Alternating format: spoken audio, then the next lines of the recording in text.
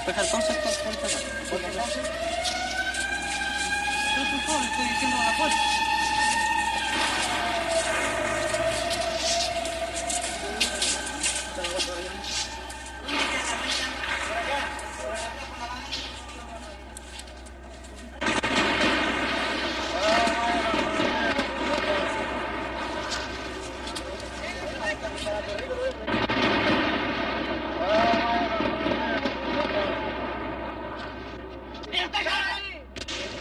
Santiago de Chile, 29 de junio de 1973.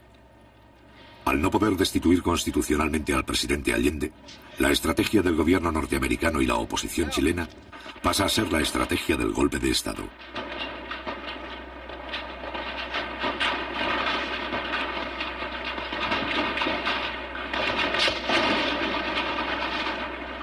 Después de su fracaso en las elecciones presidenciales de marzo de 1973, la oposición inicia la aplicación rigurosa de un plan insurreccional. El día 29 de junio, un sector del ejército precipita los acontecimientos. A las 9:10 de la mañana, un solo regimiento ataca el Palacio de Gobierno con 6 tanques y algunos vehículos de transporte.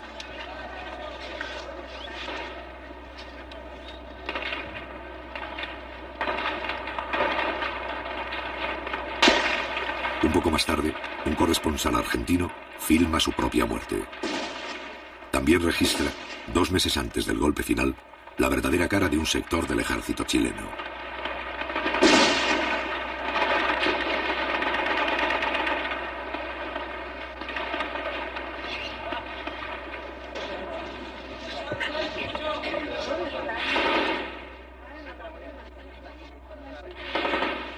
Durante una hora, los tanques intercambian disparos con los carabineros de la Guardia Presidencial, que se encuentran en el interior del Palacio de la Moneda. En estos primeros instantes mueren 22 personas. El Parlamento, el Poder Judicial y los partidos opositores guardan silencio.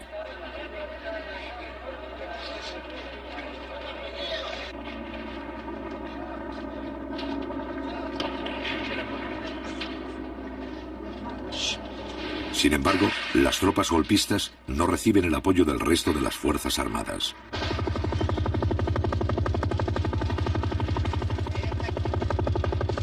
Tal vez considerando que todavía no hay condiciones para el éxito del alzamiento, el resto de la oficialidad no se suma a esta acción. Mientras tanto, las tropas leales inician el primer contraataque para romper el cerco. ¡Cuidado, cuidado, que sale aquí!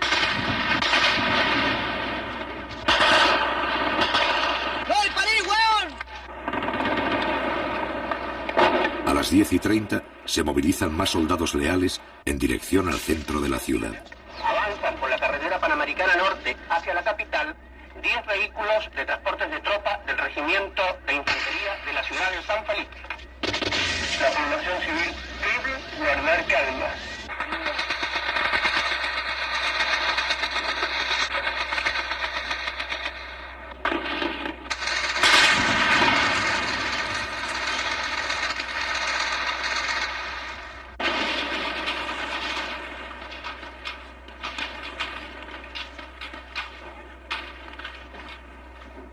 Al cabo de un breve enfrentamiento, los tanques sublevados inician la retirada. El comandante en jefe del ejército, general Carlos Prats, dirige en persona las operaciones. A las 11 de la mañana, cuando todavía se combate, el presidente de la República entra en el Palacio de Gobierno. A esa misma hora, llega otra columna de soldados leales, encabezado por el ministro de Defensa, José Toá.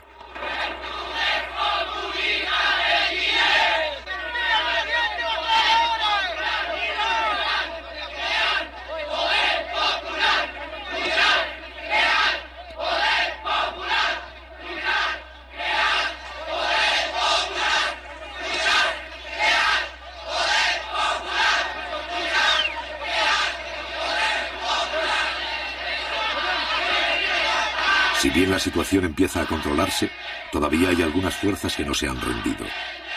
En su retirada, los tanques siguen haciendo fuego. José Toá, ministro de Defensa, intenta infundir calma ante el peligro de un nuevo enfrentamiento. En esta acción es secundado por el general Pickering.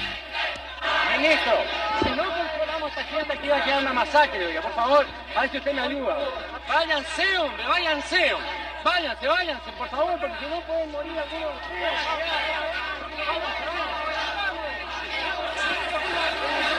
Los generales Pickering, Sepúlveda y Prats encabezan el grupo de oficiales más resueltos en sofocar la asonada. En cambio, otros altos mandos se limitan a permanecer expectantes. Tal es el caso de Augusto Pinochet, más tarde jefe del gobierno militar, que esta vez se suma a las fuerzas leales. A las 11:30 horas, el general Carlos Prats asegura al ministro de Defensa la rendición de los alzados y señala la ubicación de sus propias tropas.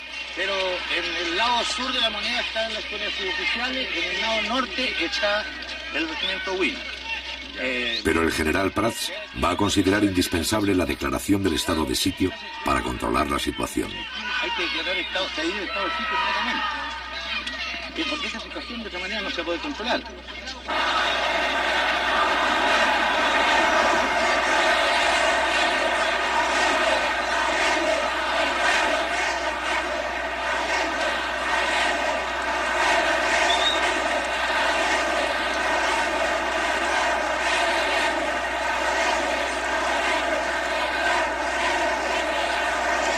A las 12 del día, cuando ya está confirmada la derrota del alzamiento, el Partido Demócrata Cristiano manifiesta su apoyo al régimen constitucional.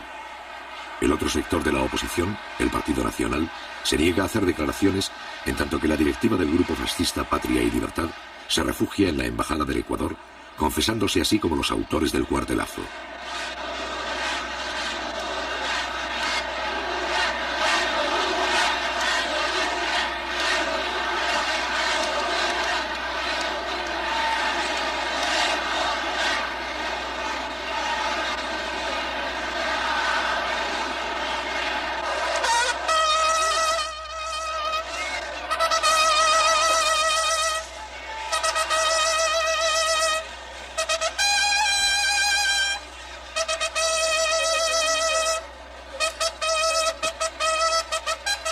A las 6 de la tarde, la bandera presidencial es arriada por la guardia que ha defendido el palacio.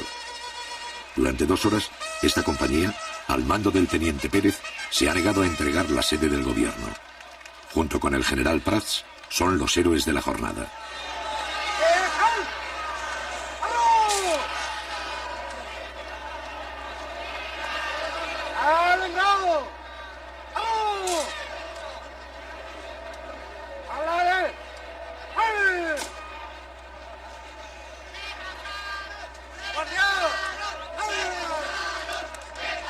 La facilidad con que se ha aplastado el conato de golpe abre muchas interrogantes.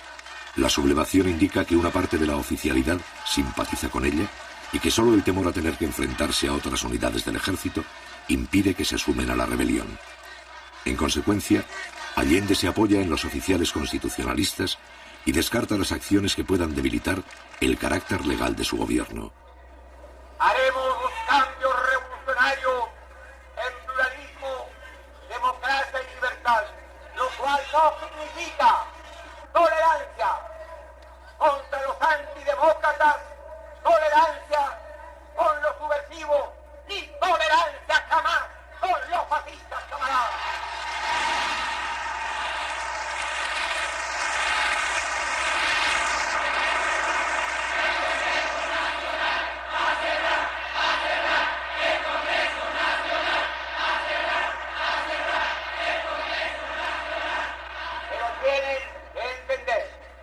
¿Cuál es la real posición de este gobierno?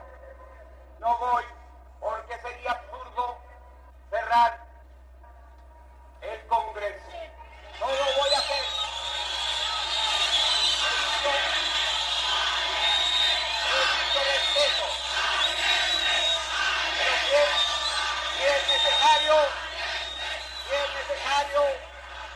enviaré un proyecto de ley para llamar a un plebiscito para que el pueblo se denuncie.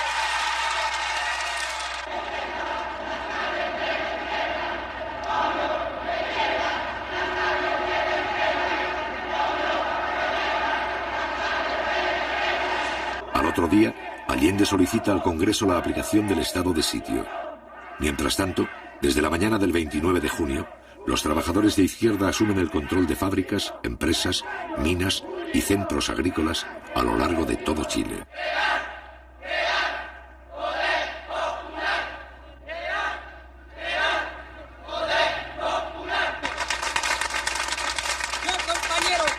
Las conclusiones de los 500 trabajadores de fábrica de envase ha sido la siguiente: fortalecer los cordones industriales, fortalecer los consejos comunales, fortalecer la junta de vecinos, fortalecer las CAP, fortalecer todos los organismos vivos de la comunidad, compañeros. Compañeros, nosotros creemos que es necesario aprovechar esta coyuntura para pasar a la ofensiva también en términos de ganar nuevos sectores, ¿no es cierto?, en términos de pasar nuevas industrias al área social. Trabajadores, estamos en nuestro puesto de combate, que es nuestra fuente de trabajo, construyendo los elementos necesarios para defenderlos hasta el último ante cualquier arremetida del fascismo o ante cualquier intentona de otros sectores de las Fuerzas Armadas que intentaran derrocar el gobierno. Nosotros creemos que debemos asegurar bien nuestro puesto de combate, que está en las industrias primero. Al mismo tiempo se fortalecen todas las formas de poder popular, en especial los cordones industriales. Cada cordón industrial es una agrupación de fábricas y empresas que coordinan las tareas de los trabajadores de una misma zona. En las principales ciudades del país se han constituido 31 cordones industriales, de los cuales 8 pertenecen a Santiago. Compañero, ¿a qué representa usted aquí? Cordón Macul, compañero. ¿Usted, compañero, a qué Cordón representa? Macul. ¿Usted, compañero, a qué Cordón Cerrillo, Maipú. ¿Usted, compañero, a qué representa? Cordón Cerrillo. ¿Usted, compañero, a qué Cordón Vicuña Maquena. ¿Usted, compañero, a qué Cordón Vicuña Maquena. compañero, a qué representa? Cordón O'Higgins. ¿Usted? ¿Qué representa? El sindical del Partido Radical. Con el apoyo de los cordones, el gobierno pone bajo el control permanente del Estado algunas fábricas de carácter estratégico, utilizando para ello los mecanismos legales. Compañeros, como todos sabemos, grupos fascistas intentaron derribar el gobierno y al parecer todavía existen ramificaciones de ello. Por lo tanto, sigue el peligro latente contra un proceso que ha iniciado y tomado en sus manos la clase trabajadora. Hoy se resolvió lo que sigue, teniendo presente que la industria de envases de papel aluminio Alusa ha suspendido la entrega de sus productos, lo que constituye un entorpecimiento de la distribución. Y vistos el Decreto Supremo número 338 y la Ley número 16.464, resuelvo. Primero, requísese el uso y goce del establecimiento industrial, maquinarias y demás elementos necesarios para la producción y o distribución de la fábrica de envases Alusa. El 2 de julio, la ley sobre el estado de sitio propuesta por Allende es sometida a la aprobación del Parlamento. Esta ley consiste en otorgar al jefe del Estado facultades extraordinarias. Mediante ellas, el presidente podría nombrar, trasladar y destituir a los jefes militares que crea conveniente. Ofrezco la palabra. Ofrezco la palabra. Cerrado el debate. Durante los 3 gobiernos anteriores, la implantación del estado de sitio ha sido autorizada 2 veces. Los señores diputados que rechacen la proposición les ruego levantar la mano.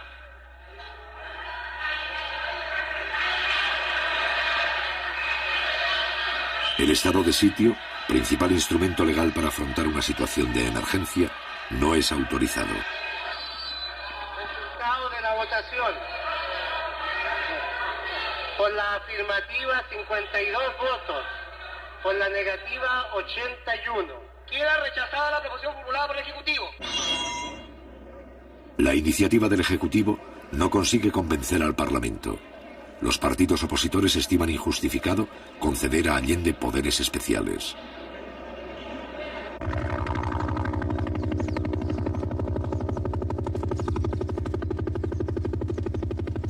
El 2 de julio, el mismo día en que el Congreso rechaza el estado de sitio, la oficialidad de la Armada ordena a sus tropas efectuar un allanamiento en Valparaíso. Un año antes, el Parlamento ha promulgado una ley de control de armas que faculta a los militares para efectuar registros en busca de armamento sin orden judicial ni autorización del gobierno. A pesar de la creciente acción terrorista de los grupos de extrema derecha, esta ley hasta ahora nunca había sido puesta en práctica por los militares.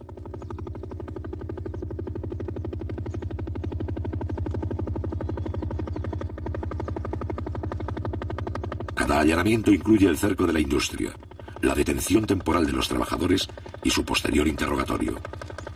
Así, sin salirse de la legalidad, algunos oficiales comienzan a actuar contra los empleados y obreros de las fábricas. En este primer allanamiento no se encuentran armas.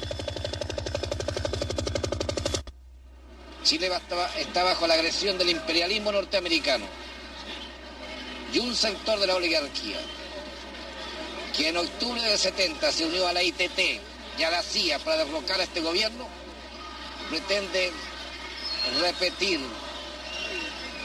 una intentona de esa naturaleza. Entonces la lucha en este momento tiene un carácter patriótico y nacional.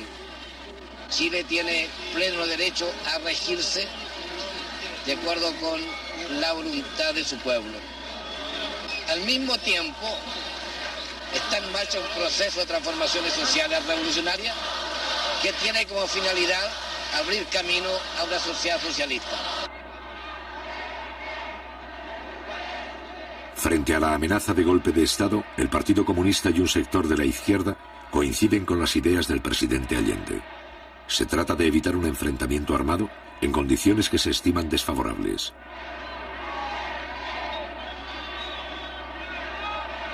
Para ello, este sector plantea apoyarse en los mandos militares que respetan el sistema democrático.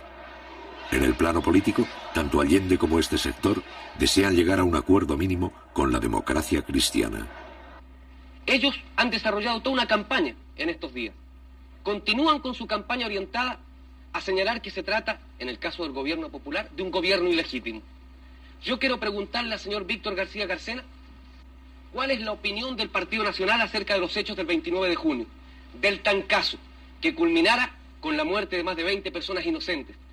Yo quiero preguntarle cuál es su opinión, porque el diario La Tribuna, al día siguiente de este hecho, señalaba que se trataba de un show, porque la Radio Agricultura, durante los momentos en que se desarrollaba el intento faccioso, lanzaba, ¿no es cierto?, al aire consignas tales como: por fin ha llegado el día que tantos chilenos esperaban, por fin las Fuerzas Armadas se han decidido a enfrentar este gobierno totalitario, marxista y los otros epítetos que el partido del señor Víctor García Garcena coloca.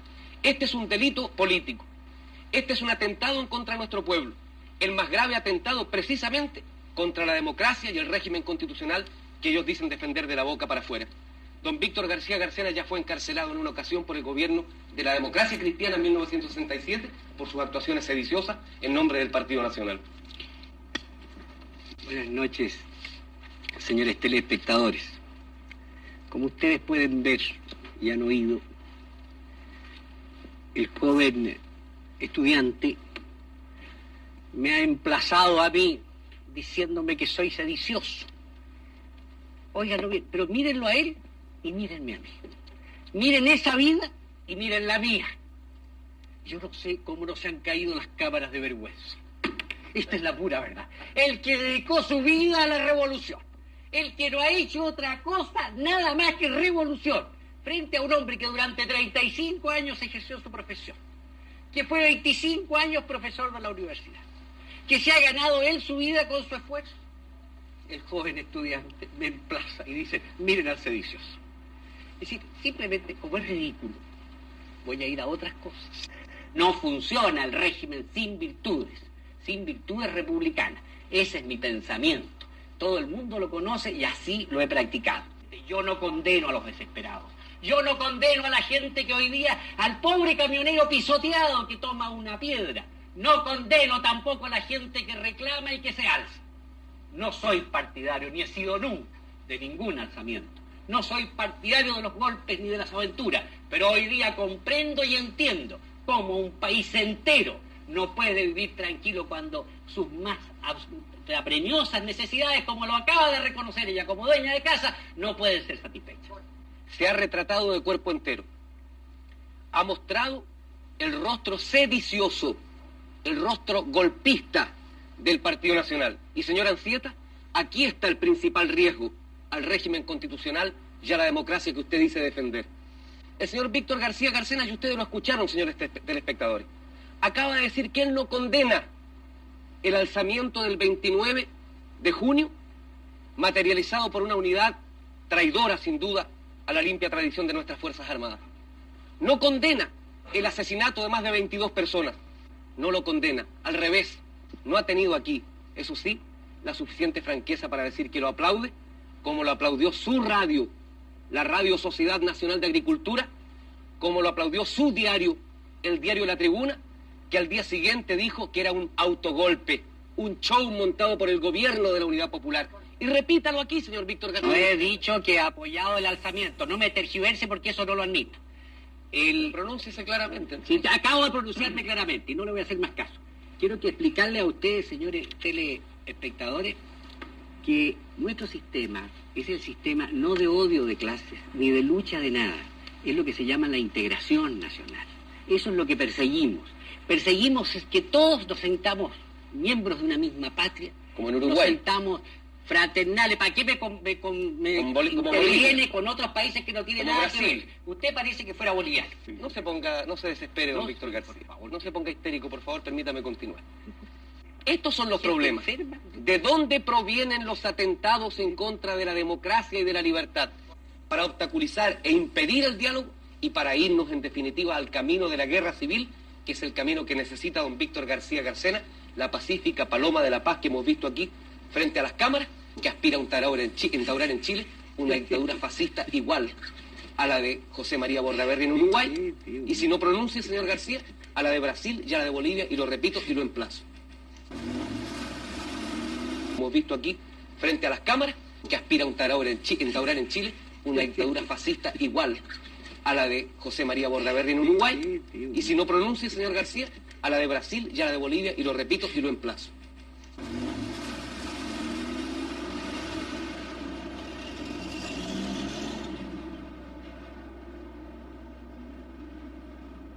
El día 5 de julio, Salvador Allende forma un nuevo gabinete para acometer la crisis y crear condiciones favorables para un diálogo con la democracia cristiana.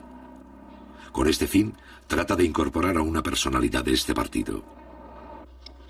Yo sé perfectamente bien que los procesos revolucionarios sacuden y convulsionan a los pueblos, pero sé también que aquí hemos querido y tratamos de hacer algo que otros pueblos no alcanzaron, una revolución por causas distintos, de acuerdo a nuestra historia, a nuestra tradición y a nuestra realidad. Espero que todos seamos capaces de escribir una página más para señalar que Chile tiene su propia voluntad creadora y su noble decisión de hacer cada vez más grande la patria. Luego tomar juramento de tiro.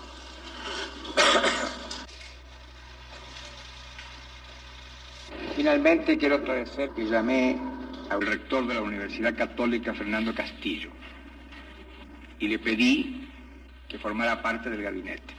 Lamentablemente tenías compromisos que yo respetaba.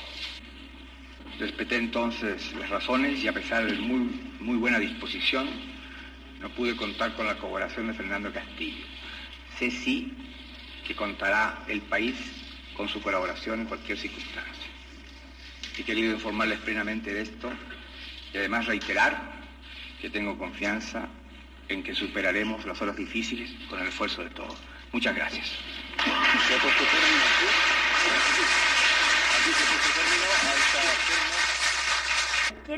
¿Por qué se produce esta ruptura que no es la deseada ni por el gobierno?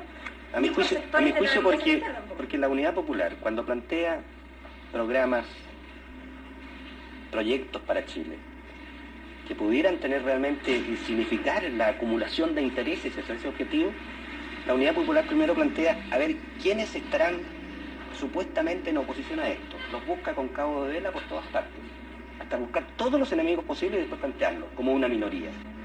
Cuando yo creo que los grandes planteamientos de transformación de nuestra sociedad son planteamientos que, bien lanzados como mensaje, buscando todos aquellos que puedan confluir como una fuerza realmente creciente hacia los objetivos de Chile, es lo que es la más fundamental obligación de un gobierno. Pero bajo la influencia de su ala más tradicional, el Partido Demócrata Cristiano no desea por el momento dialogar con el gobierno. Aún así, tanto Allende como un sector de la izquierda y de la propia democracia cristiana continuarán los esfuerzos para iniciar un diálogo que modifique la correlación de fuerzas ante un posible golpe de Estado. Tenemos, compañeros, hacer un llamado a la sensatez y al patriotismo de los sectores de la democracia cristiana que piensan con su propia cabeza y que no siguen los dictados del Pentágono, de la CIA, de los Yarur o de los Duni Evers, para que se opongan con toda su fuerza en la base del pueblo, en los sindicatos, en todas partes, a la ofensiva fascista, a la ofensiva reaccionaria. Porque si el fascismo, compañeros, lograra vencer, no le preguntarían al obrero del cobre si es comunista, si es mapucista, si es socialista o si es demócrata cristiano para reprimirlo.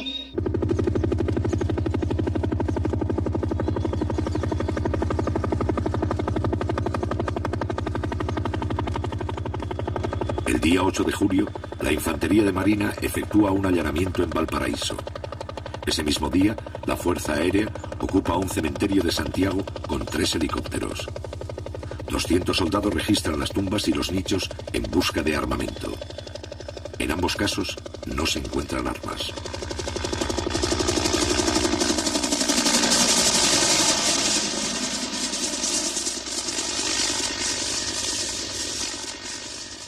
Ya es una cosa ya del otro mundo, se puede decir lo que están haciendo estos momios. Diariamente, pues mira, venir a sacar los muertos. ¿Cómo se le ocurre?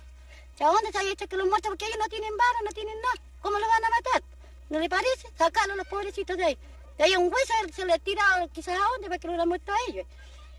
Así que mañana pasado, en la misma noche, le mandan aviones listos. Los matan a todos y como somos indefensos, aquí los quedamos. Pues. ¿Y habría que armar al pueblo entonces? Por supuesto, claro. Y eso es lo que tiene que hacer el gobierno.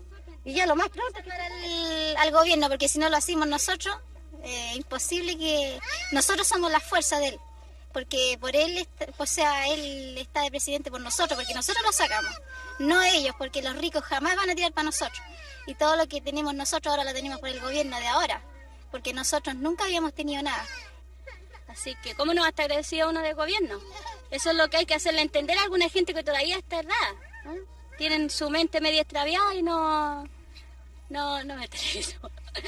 Tienen su mente medio extraviada y no comprenden las obras que se hacen. Uno que está cada día saliendo a trámite cosas, ve lo de arriba, ve el esfuerzo que hacen por los pobladores. Así que... ¿Qué es lo que tenemos que hacer nosotros para defender este gobierno? Unirnos. En primer lugar... Si vienen con armas ellos, ¿cómo le respondemos? Tendríamos que también tener cómo defendernos. Yo creo que ese es el pensamiento de todos aquí. Al menos aquí nadie tiene un arma en este campamento, nadie. Y usted sabe que con mano, con palo no se puede hacer nada. Si vienen ellos con un arma de fuego no se puede hacer nada. Existen las organizaciones de defensa por parte de los trabajadores. Existen las brigadas que en un momento determinado pudieran moverse. Pero no existen los elementos populares para defender las industrias, ni existen los elementos populares siquiera para movilizar trabajadores en una franca disposición de combate o de lucha callejera contra algunos sectores militares o algunos sectores del fascismo provistos de esos elementos. ¡Crear! ¡Milicia popular! ¡Crear! ¡Milicia popular! ¡Crear! ¡Poder! El día 12 de julio, el Partido Socialista hace pública su posición frente a la amenaza de golpe. Los soldados, marinos, aviadores y carabineros no pueden prestarse en ningún momento y bajo ninguna circunstancia para asesinar trabajadores. Y llegado el caso de que algunos oficiales se alzaran, los oficiales, suboficiales, clase y soldados no tienen la obligación de prestarle obediencia. Aún más claro, no solo tienen el deber de negarse a acatar órdenes que signifiquen disparar contra el pueblo o participar en aventuras golpistas contra el gobierno o los trabajadores, sino que oponerse activamente a ellas. La burguesía debe estar clara que no puede actuar impunemente. A cada acción subversiva, a cada atentado contra Chile y su gobierno, los trabajadores responderán invariablemente utilizando todos los métodos y con todos los recursos que sea necesario. Nuestro partido piensa de que la toma de empresas, fábricas, fundos, es una respuesta legítima de la clase obrera y de los trabajadores a la actitud sediciosa y golpista de la derecha. Hemos dicho de que la reacción debe pensar cada uno de sus pasos.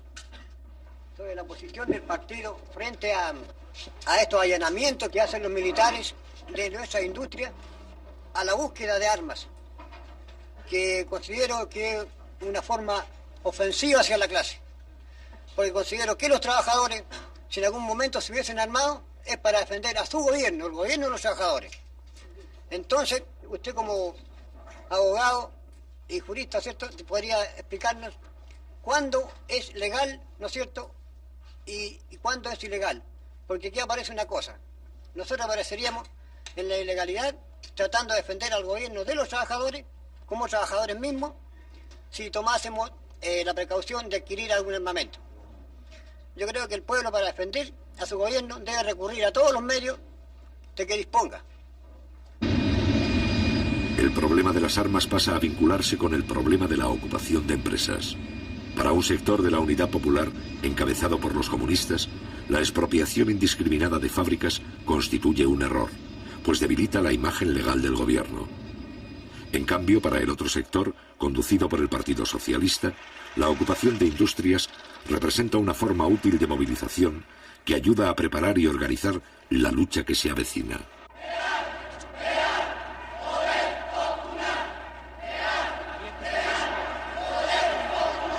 Este sector afirma que el choque armado con la derecha es inevitable y que la única forma de encarar un golpe es con la organización de las masas, fortaleciendo el poder popular, en especial los cordones industriales.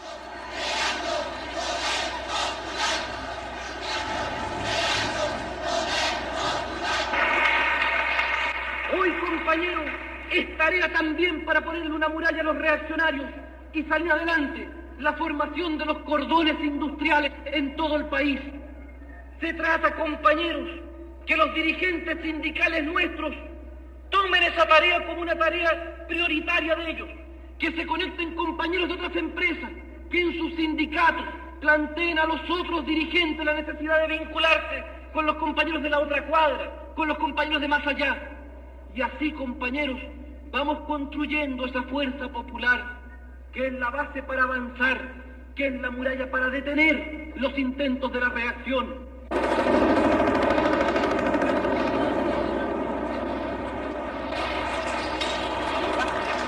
El 19 de julio, el regimiento Arauco ocupa la central de trabajadores en la ciudad de Osorno. Al otro día, personal de la Marina realiza otro allanamiento en Concepción. En ambos casos no se encuentran armas. El 12 de julio, el movimiento de izquierda revolucionaria, MIR, desde fuera de la Unidad Popular, plantea sus posiciones. A lo largo y ancho del país se oye un solo grito que resuena en las fábricas, fundos, poblaciones y liceos, en los cuarteles del pueblo. El llamado a crear, fortalecer y multiplicar el poder popular, el poder de los comandos comunales, el poder de los obreros y los campesinos. Los revolucionarios y los trabajadores deben de inmediato extender las tomas de fábricas y fundos, multiplicar las tareas de defensa, impulsar el poder popular como gobierno local autónomo de los poderes del Estado. Los suboficiales y carabineros deberán desobedecer las órdenes de los oficiales golpistas. Y en ese caso, todas las formas de lucha se harán legítimas. Entonces, sí que será cierto que los trabajadores, con los soldados, los marineros, los carabineros, los suboficiales y los oficiales antigolpistas, tendrán el derecho a construir su propio ejército, el ejército del pueblo.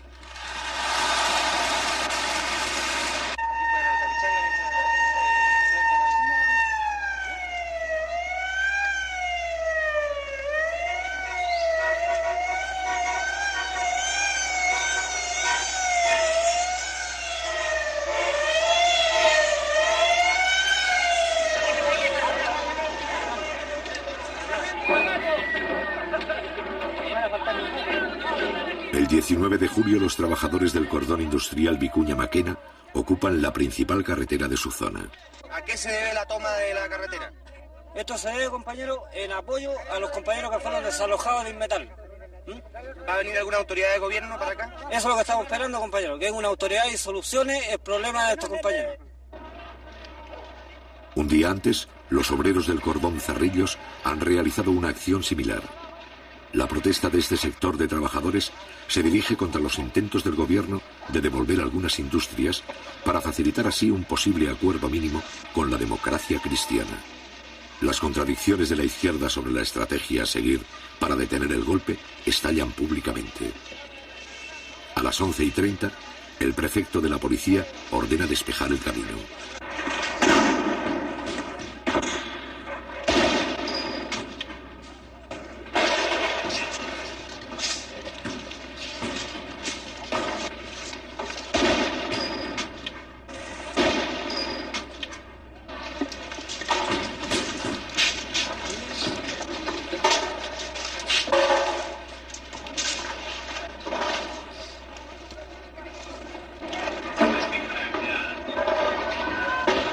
Los carabineros solo pueden avanzar hasta la primera barricada. Más allá, hay 4.000 obreros a lo largo de 7 kilómetros.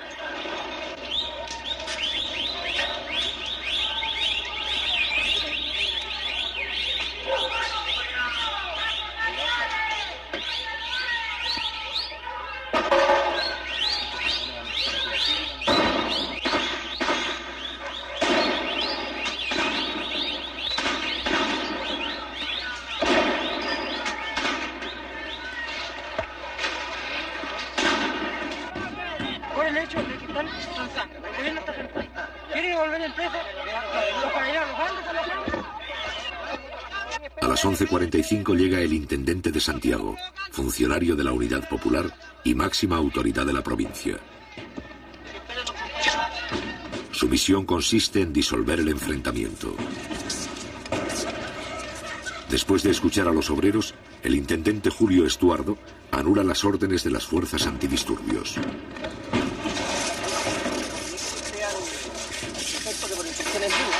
No se va a mover nada aquí y ustedes se van a retirar a 2 cuadras más allá. ¿Ah? Así que retírense las fuerzas policiales, ojalá más allá de Avenida Mata. ¿Ah? Y comuníquenle al prefecto que es una instrucción mía. Ya, gracias. La policía debe retirarse, pero el problema de las fábricas ocupadas va a seguir debatiéndose con la presencia de los delegados de la Central Única de Trabajadores.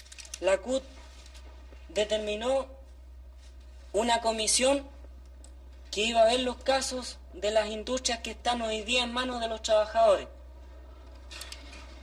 Y esa comisión está hoy día estudiando esos problemas a través con los organismos que corresponden, Corfo y Ministerio de Economía.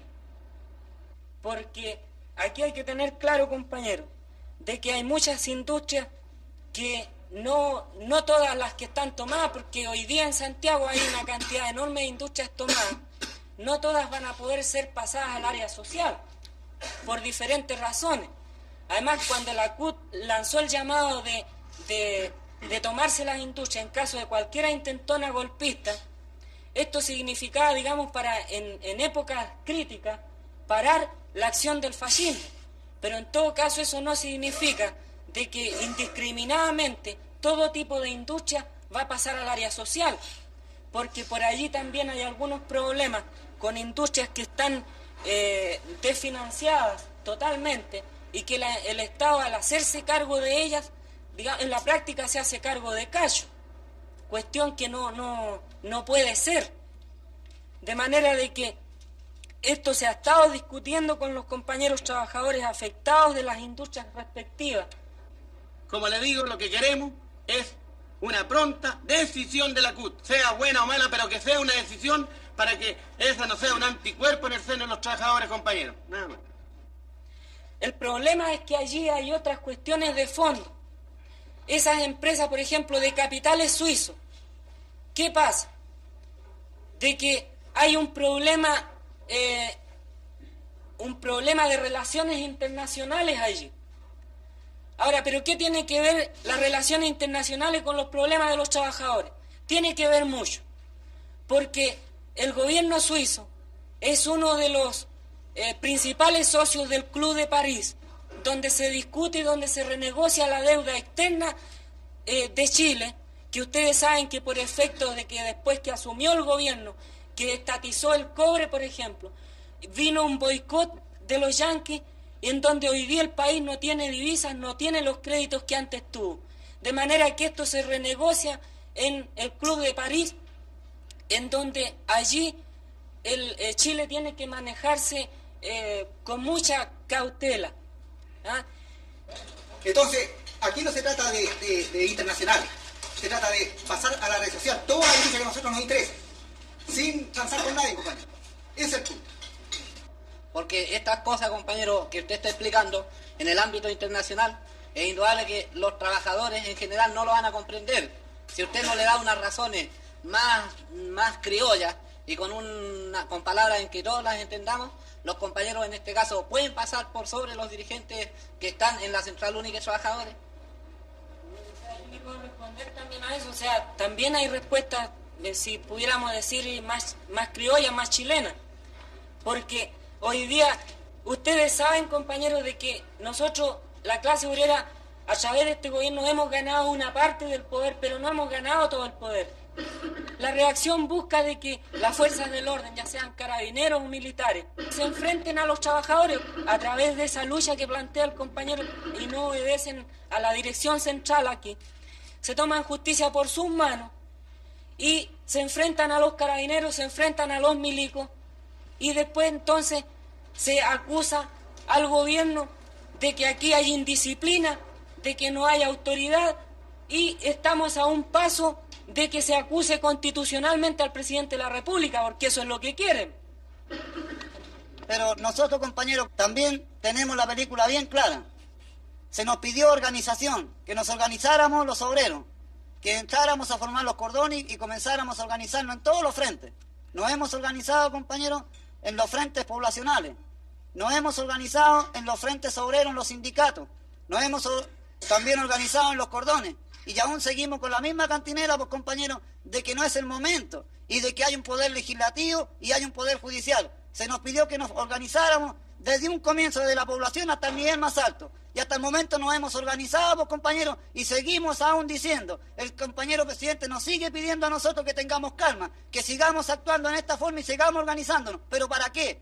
¿Cuál es el miedo, compañeros, de llegar a presentarnos los obreros en un paro general? Y presentarlo a los pobladores también a su vez y pedir al compañero presidente, como a todo el Poder Ejecutivo, de que una vez por todas se decida, pues, compañeros, cuál es el plan que tiene de lucha, cuál es el plan para que nosotros también al organizarnos nos presentemos frente a ellos y pidamos, compañeros, si es necesario, como presentan lo de la derecha, que lleguemos a un plebiscito. Nosotros comenzamos el plebiscito, compañeros, por las poblaciones hasta el nivel más alto. Y le aseguro que ganamos de aquí a Huancagua, pues, compañeros, y pasamos de largo, pues, compañeros. Porque tenemos organización dentro de los campamentos, dentro de los cordones industriales, dentro de los sindicatos. Y la CUT, compañeros, está apernando igual todavía, pidiéndonos a nosotros que tengamos calma y que esto no se puede hacer porque esto pertenece a la reina Isabel, el otro pertenece a Suiza, y así, y en fin, compañeros, siguen inventando cosas. La verdad de las cosas, compañeros, es que el pueblo, los obreros ya nos estamos cansando, porque esto es tramitación.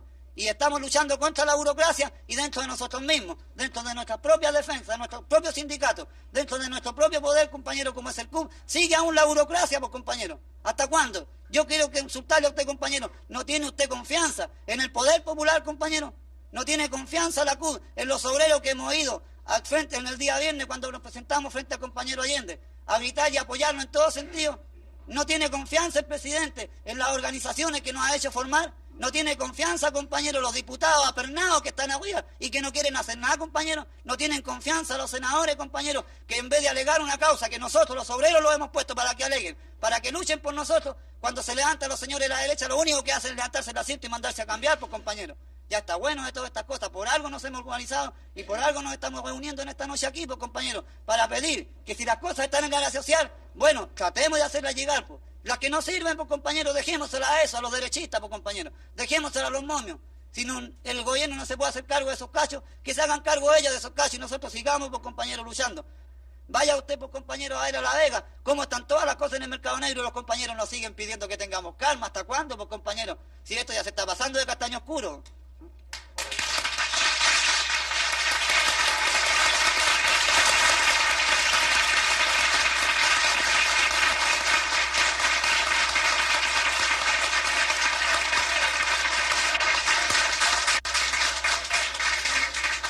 ¿Acaso ustedes no saben la composición de clase que existe hoy día en las Fuerzas Armadas, compañeros?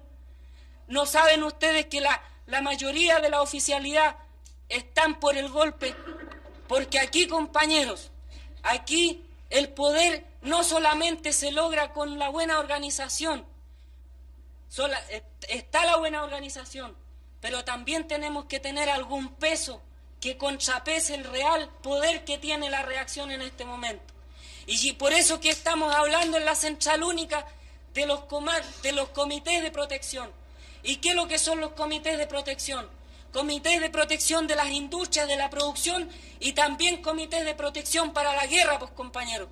Son cuestiones que no se pueden hablar así y de entrar a dar detalles, porque no podemos caer en esos errores. Pero aquí tenemos que prepararnos los trabajadores para entrar al combate en todos los terrenos. Y en esa pelea está hoy día la CUT. Que hayan deficiencias, yo las acepto, compañeros. Pero el problema surge cuando quieren existir organizaciones con cierta dirección paralela al organismo de los trabajadores. Y es por allí donde va mal la cosa.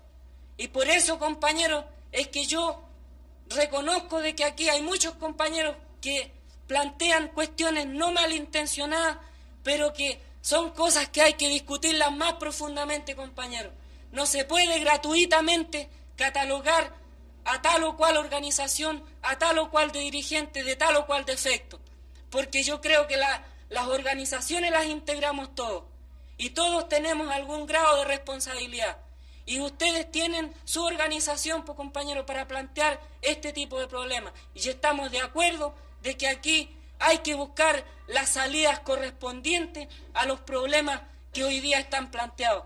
Pero no nos olvidemos, compañeros, de que aquí hay un gobierno que está presidido por el compañero Allende y que tenemos que obedecer a esa dirección, que hay un organismo que son los trabajadores y que hay organismos que son los partidos de la clase que también entregan orientación, pues, compañeros.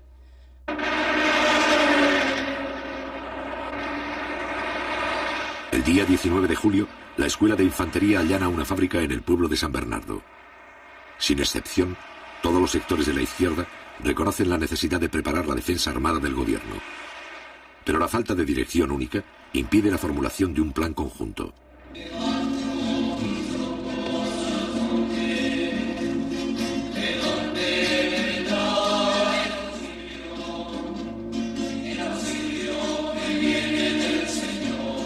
El 20 de julio, en vista de la creciente ola de violencia, la Iglesia Católica lanza públicamente un llamado en favor del entendimiento pacífico.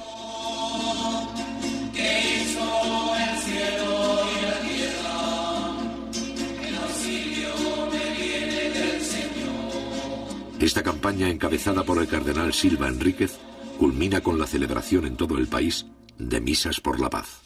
Por los representantes del pueblo que ejercen los poderes públicos del Estado, que su competencia, acentuada por la sabiduría y la prudencia que vienen de Dios, los haga estar siempre al servicio de la patria para auténtico bien de las comunidades.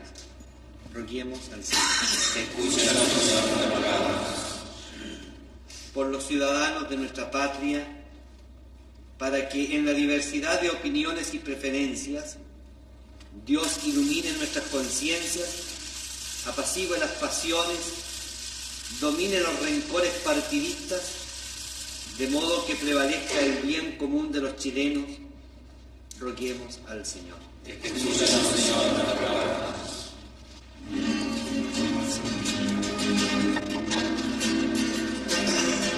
El llamado a la pacificación que hace la Iglesia coloca a algunos jefes de la democracia cristiana en una posición difícil. Durante 20 días se han negado a aceptar el diálogo con Allende. Si ahora no deponen su actitud, entrarán en contradicción con la posición pública de la Iglesia.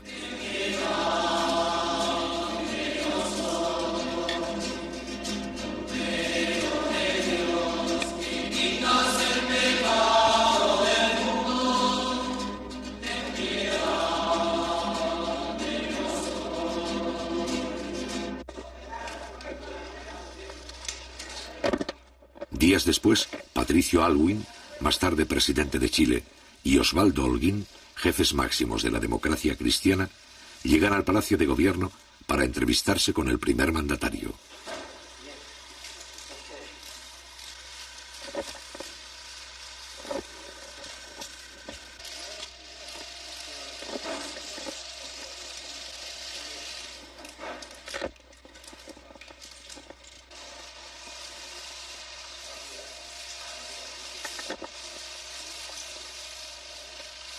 Consciente de las discrepancias, pero convencido de su estrategia, Allende se muestra dispuesto a lograr un entendimiento mínimo que evite la ruptura constitucional.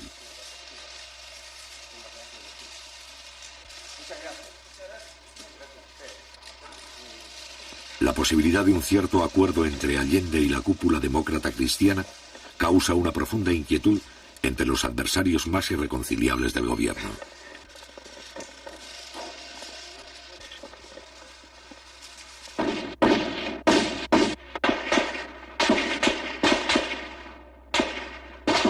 El 27 de julio, a la 1:30 de la madrugada, la extrema derecha asesina al comandante Arturo Araya Peters, edecán naval del presidente Allende.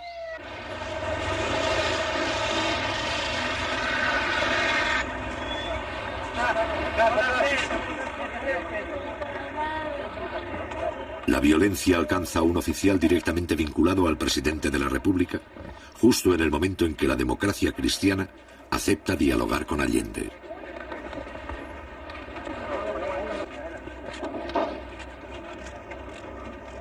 Hombre de confianza del presidente, Araya se había convertido en el principal enlace entre el gobierno y los oficiales constitucionalistas de la Marina.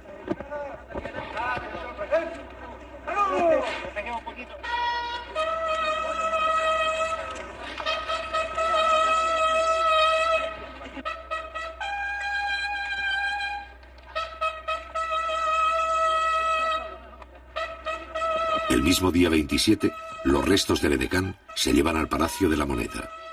Posteriormente se trasladan a Valparaíso, para ser enterrados con honores militares.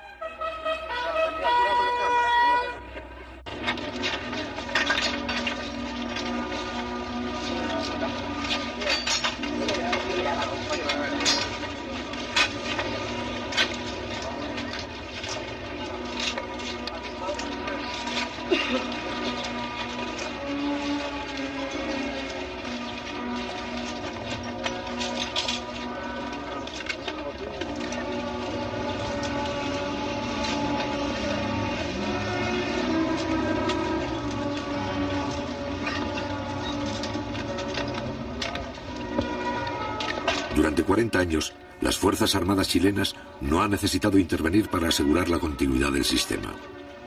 Sin embargo, a mediados de 1973, cuando el régimen corre peligro de ser sobrepasado por el proceso revolucionario, la mayoría de los oficiales parece dispuesta a intervenir.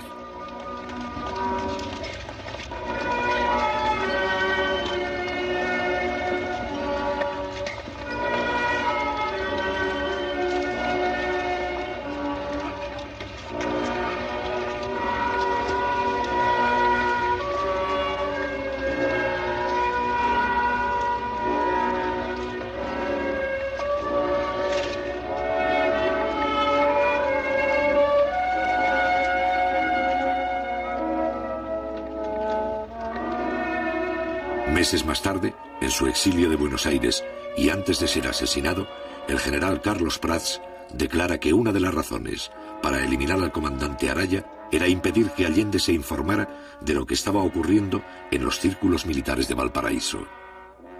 Es aquí donde un sector de la oficialidad empieza a planificar el golpe de Estado con la asesoría del gobierno norteamericano.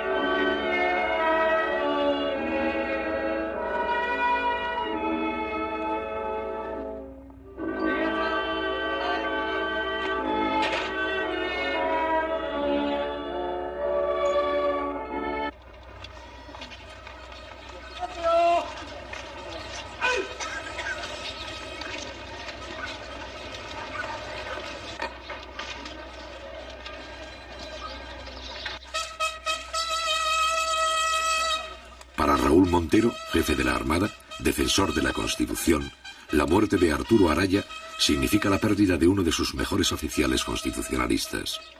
Para Allende, este es uno de los peores momentos que debe afrontar durante su mandato. Para José Toribio Merino, más tarde miembro del gobierno militar, la muerte del edecán no altera sus planes.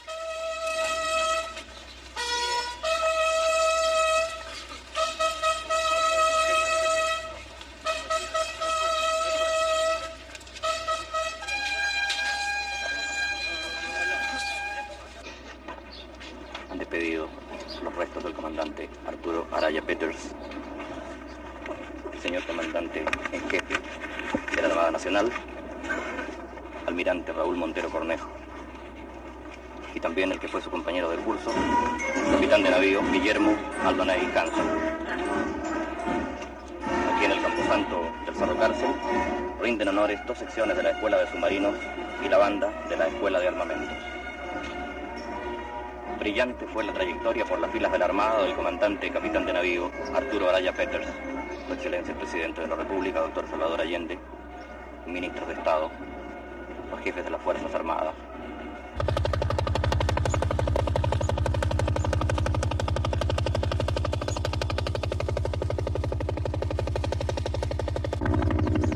Los allanamientos en busca de armas se intensifican. El día 3 de agosto, los militares rodean una de las principales fábricas del cordón Cerrillos de Santiago. Estos operativos permiten a los oficiales reconocer el terreno y estudiar la reacción de los trabajadores. A su vez, acostumbran a la tropa a enfrentarse con la población civil y vigilan el comportamiento de sus propios soldados. Al otro día, la 5ª División del Ejército ocupa el barrio industrial de Punta Arenas.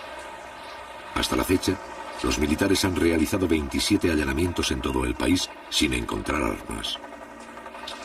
Por primera vez en un operativo se utilizan tanques.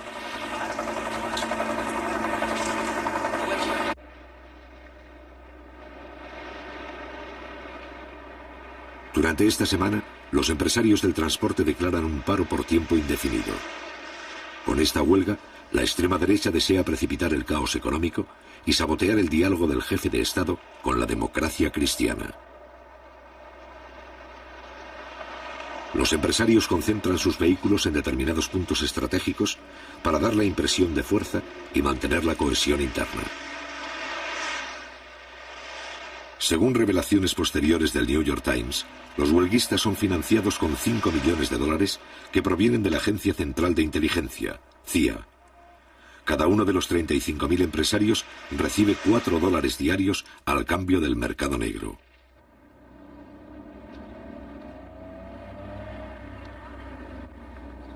Mientras tanto, en los jardines del Congreso, tal como sucedió con la huelga del cobre, las mujeres de los camioneros recolectan dinero y víveres entre la población. El día 31 de julio, el gobierno decreta la reanudación legal de faenas y envía tractores para remolcar los vehículos paralizados hasta Santiago. Sin embargo, los empresarios se oponen por la fuerza y acusan al gobierno de atentar contra la propiedad privada. Estos hechos son filmados por el Canal 13 de televisión, que simpatiza con la huelga. Días más tarde, el Parlamento, en combinación con los periodistas de la oposición, transforman el incidente en un escándalo. El Congreso pide al Canal 13 que vuelva a emitir su versión filmada de los hechos como elemento de juicio para los señores parlamentarios.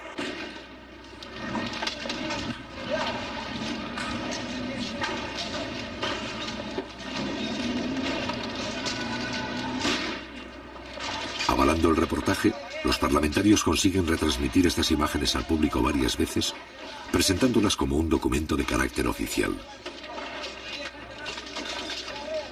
Esto pone de manifiesto el poder de la oposición en los medios informativos, así como la libertad de expresión que tolera el gobierno. El bloque opositor controla el Canal 13, primera sintonía de Santiago, así como el 75% de las radios y el 70% de la prensa escrita. En este caso, la incautación de los camiones sirve para alimentar una campaña de desprestigio gubernamental.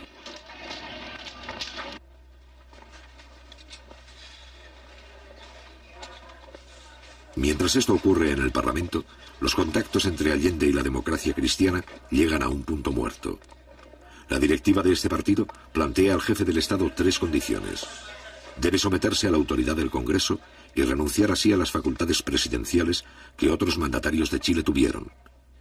Debe retroceder en su política de nacionalizaciones. Y finalmente, debe incorporar en puestos claves de gobierno a militares que cuentan con la exclusiva confianza de la democracia cristiana. En respuesta, el presidente Allende se opone a esta capitulación. El mismo día, la democracia cristiana suspende el diálogo.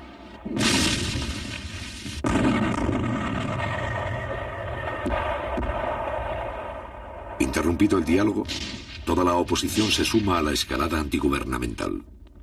Durante julio y agosto, los grupos terroristas, entrenados por los servicios de inteligencia norteamericanos, realizan 250 atentados con dinamita y bombas incendiarias. Ante el creciente vacío de autoridad, Allende logra el apoyo de los comandantes en jefe de las Fuerzas Armadas y consigue que los militares acepten compartir responsabilidades frente a la situación.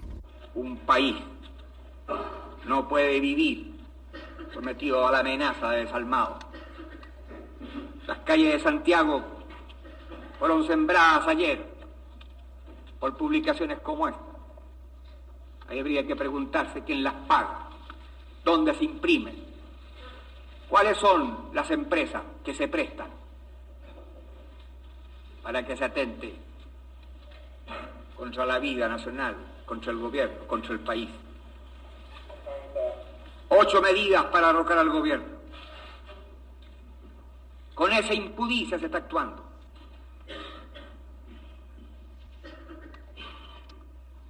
Este gabinete tiene que terminar con el paro fascista de los transportistas, con la decisión del que manejará implacablemente la ley, y sabiendo además que cuenta con la solidaridad de la inmensa mayoría de los chilenos, que quieren evitar por todos los medios la guerra civil en nuestra patria. El 9 de agosto quedan incorporados al gobierno los altos mandos militares. El general Prats, jefe natural de los oficiales leales, ocupa el Ministerio de Defensa. El mando del ejército recae interinamente en el general Pinochet, también considerado constitucionalista. Este nuevo gabinete es recibido con discrepancias por la mayoría de los políticos. La derecha lo rechaza. La democracia cristiana muestra división de opiniones. La izquierda duda. Solo 2 días más tarde, los partidos comunista y socialista apoyan la decisión de Allende. Muchas gracias. Ha terminado la...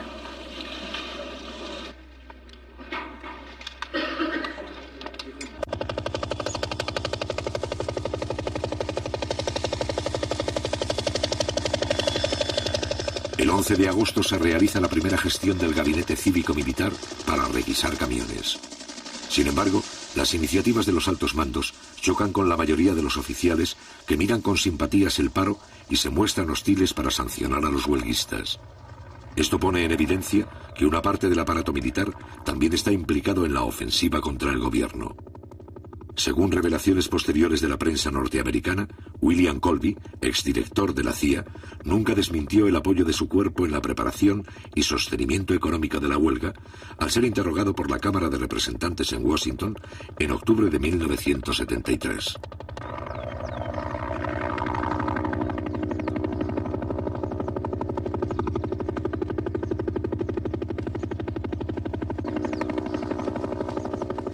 El 12 de agosto, el Partido Demócrata Cristiano declara oficialmente su apoyo a la huelga.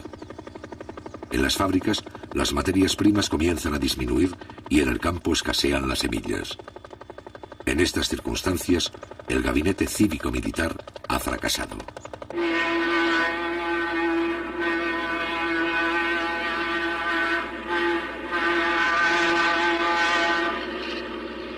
Pero la respuesta popular frente a la huelga continúa. El gobierno y sus partidarios movilizan brigadas para llevar los productos a los centros de distribución. Ante el cierre del comercio, una parte de la población apoya las juntas de abastecimiento y fortalece los llamados almacenes populares. Cada almacén popular está formado por los vecinos de un sector que compra los alimentos directamente al Estado y los vende a precio de costo. En poco tiempo, la mitad de Santiago se beneficia con el abastecimiento directo.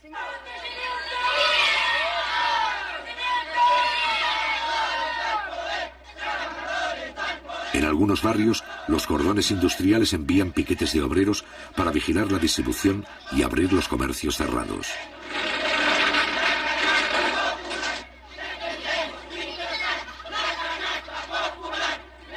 En este momento y por primera vez, el poder popular se adelanta a la policía en el mantenimiento del orden público y el control de los comerciantes. Tenga la bondad de retirarse los niños. Porque este no es un paro de obreros, compañeros. Este es un paro de empresarios de camiones.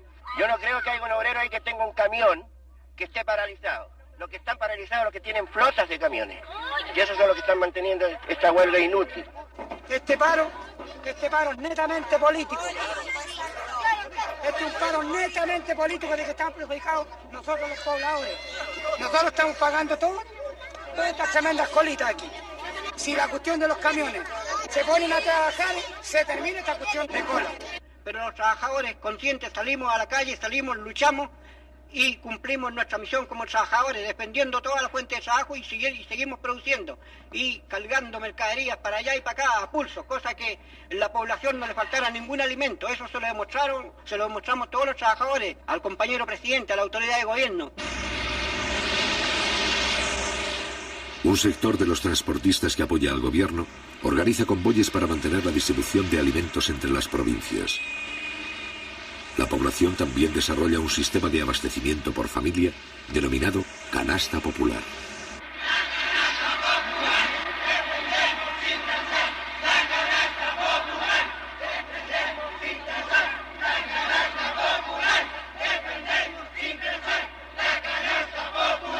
¿Qué opina usted de la actitud del gobierno frente a la crisis que estamos viviendo?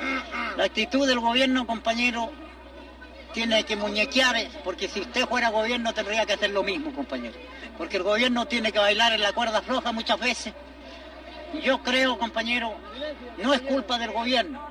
Para mí, como socialista marxista del año 32, a esta parte, compañero, porque yo estuve en la pelea en la República Socialista, a Marmaduke Groves, compañero, y a otro, después que cayó en un error el compañero Groves. Cuando el pueblo le pedía las armas, compañero, y él siendo militar no las entregó, compañero. Claro que habría sido, compañero, una matanza incontrolada, compañero, porque allí quizás que habría pasado, porque si ahora mismo, compañero, a nosotros nos falta mucho, digo yo, de tener un buen frente, que lo tenemos en todas las poblaciones. Tenemos organización antifascista, compañero, y comités de defensa, pero nos falta un poquitito de coordinación provincial y nacional, compañero, para actuar en un solo frente. Porque que no los vaya a pasar aquí si viene el enfrentamiento como pasó en España, compañero, que por la división de algunos partidos, compañero, y los anarcos sindicalistas por un lado, los socialistas por otro, y se montó el fascismo de Franco, compañero, en el poder.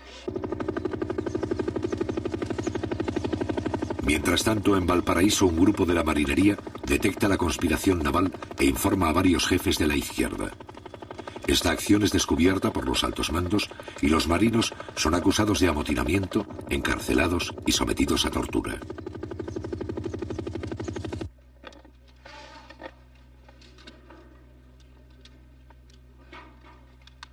Mediante un acuerdo en la Cámara de Diputados, la oposición rompe definitivamente el 22 de agosto con el régimen constitucional. Este acuerdo, sin fuerza legal, señala que el gobierno estaría quebrantando la Constitución y representa un abierto llamado a la intervención militar. Aprobada por mayoría simple, esta declaración justifica la rebelión castrense y concede legitimidad al golpe de Estado.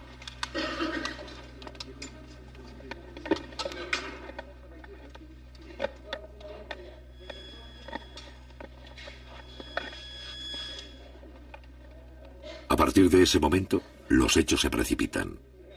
Un grupo de mujeres se congrega frente a la casa del comandante en jefe del ejército, general Carlos Prats, jefe natural de los oficiales que respetan el sistema democrático.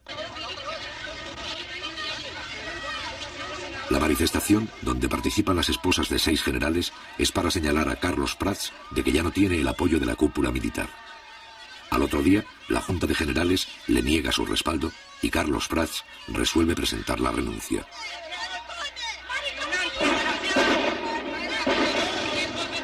También renuncian los generales Pickering y Sepúlveda, los principales mandos leales.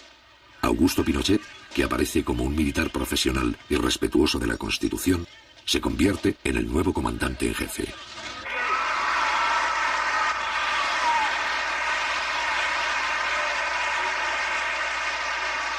Mientras la conspiración avanza, la oposición civil inicia la última ofensiva. El 14 de agosto, en la Universidad Católica, las mujeres del movimiento Poder Femenino se reúnen para apoyar la huelga del transporte. Es por eso que esta lucha de los transportistas, que ya se libró en octubre, esta vez tiene que ser una batalla hasta las últimas consecuencias. Así lo hemos entendido todos los que estamos apoyando a los transportistas en su justa lucha.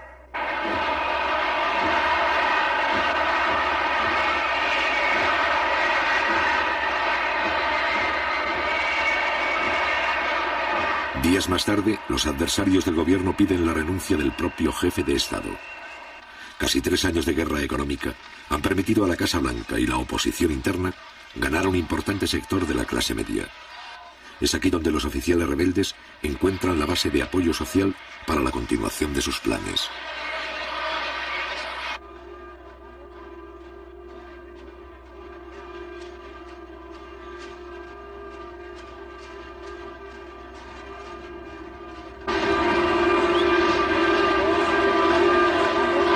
El día 4 de septiembre se cumple el 3er aniversario del triunfo electoral de Salvador Allende. A pesar de la crisis, los simpatizantes del gobierno realizan una de las concentraciones más grandes de la historia política del país.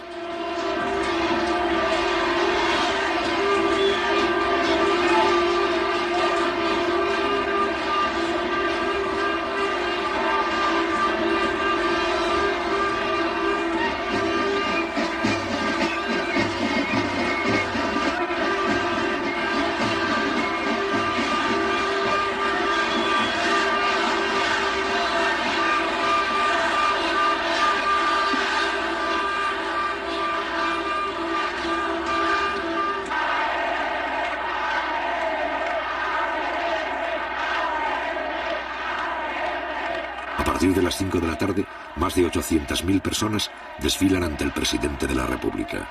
3 días después, Salvador Allende informa a sus colaboradores que desea convocar un plebiscito para resolver por la vía democrática la continuidad del gobierno. La fecha marcada para dar a conocer públicamente este plebiscito es el día 11 de septiembre. Mientras tanto, el desfile continúa.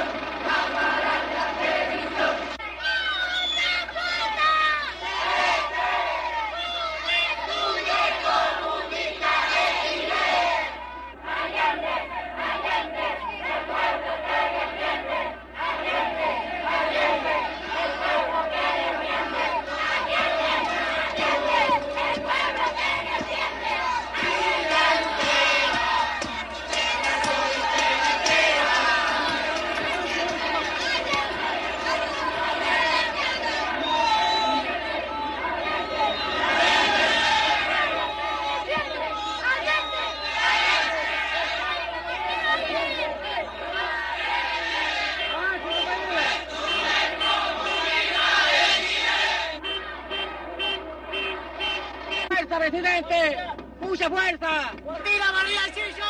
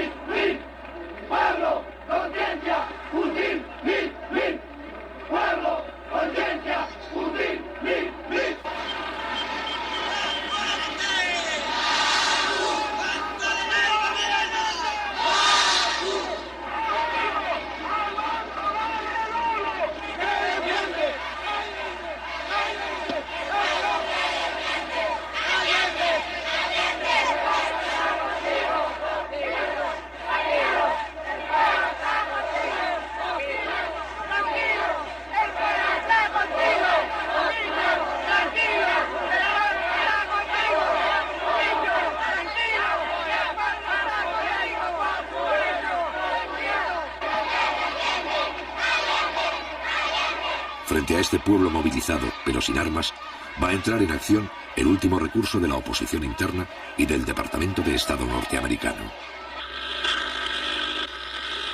Les habla el presidente de la República, desde el Palacio de la Moneda.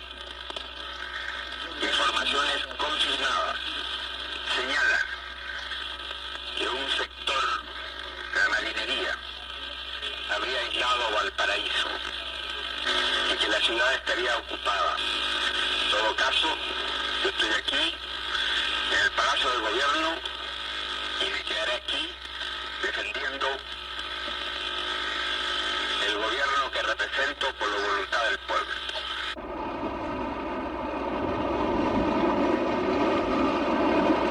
El 11 de septiembre, la Armada desencadena el golpe de Estado en el puerto de Valparaíso.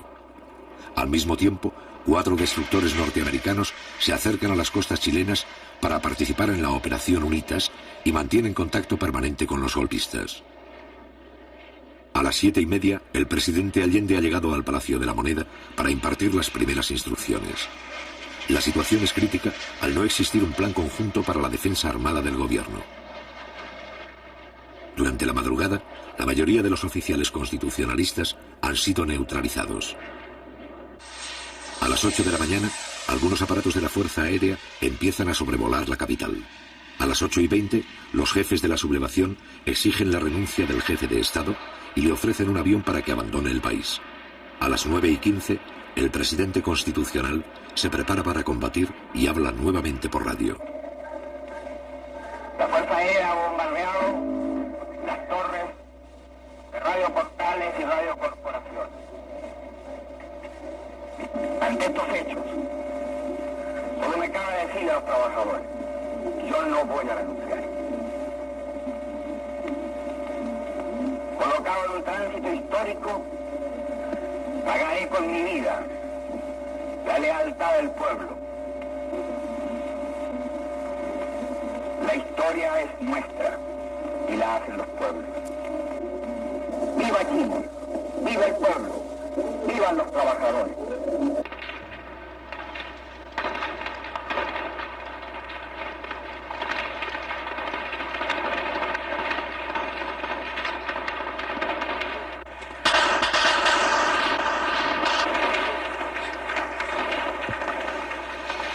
Al cabo de algunas horas de resistencia, los militares envían a Salvador Allende un ultimátum.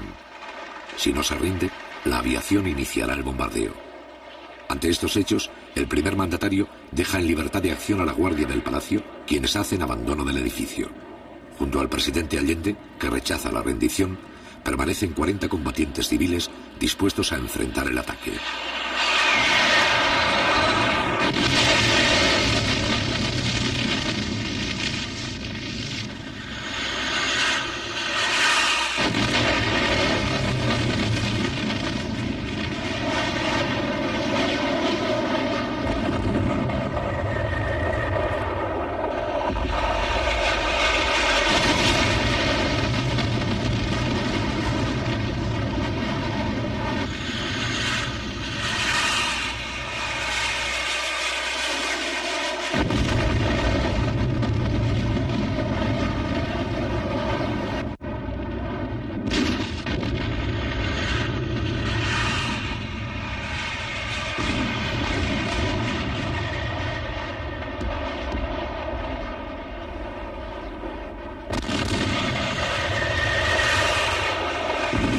A pesar del bombardeo, los defensores del palacio resisten 3 horas. Al mismo tiempo, se producen pequeños combates en varios lugares de Santiago y provincias. A las 2:15 de la tarde, el presidente Allende muere en La Moneda. A las 9 de la noche, los jefes de la sublevación se presentan públicamente al país. Las Fuerzas Armadas y de Orden han actuado en el día de hoy solo bajo la inspiración patriótica de sacar al país del caos que en forma aguda lo estaba precipitando el gobierno marxista de Salvador Allende. La Junta mantendrá el poder judicial y la asesoría de la Contraloría. Las cámaras quedarán en receso hasta nueva orden. Eso es todo.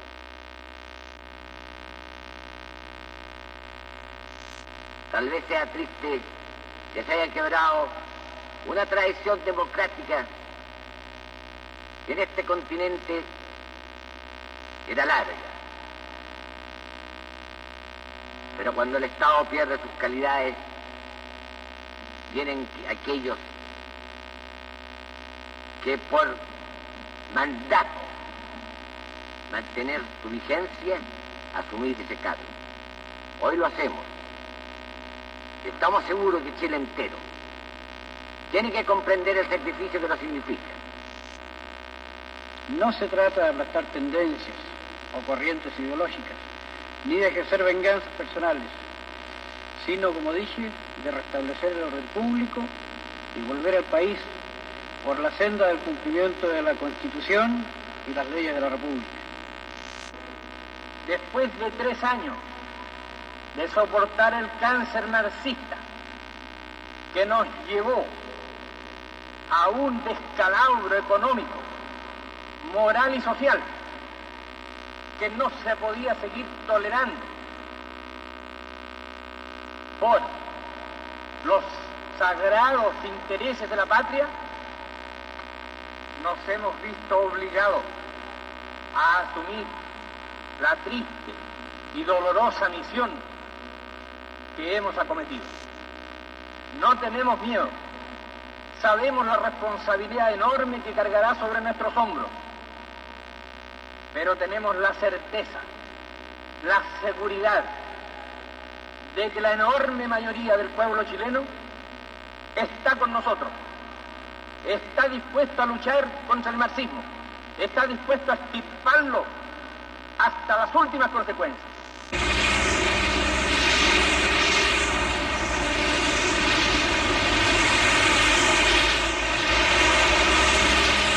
A partir del 11 de septiembre, todos los recursos del ejército chileno son utilizados para reprimir el movimiento popular con la complacencia del gobierno norteamericano. La primera resistencia armada ofrecida por algunos cordones industriales, poblaciones, minas y centros agrícolas es aplastada rápidamente en lucha desigual.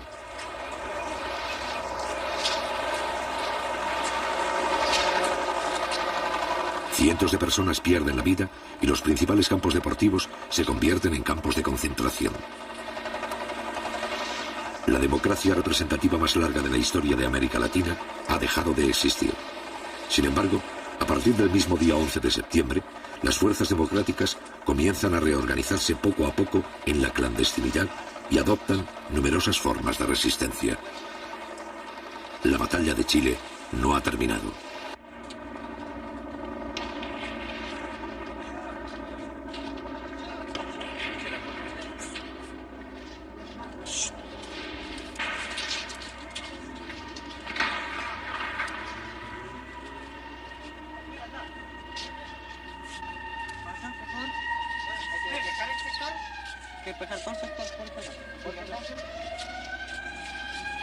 Estoy diciendo a la puerta.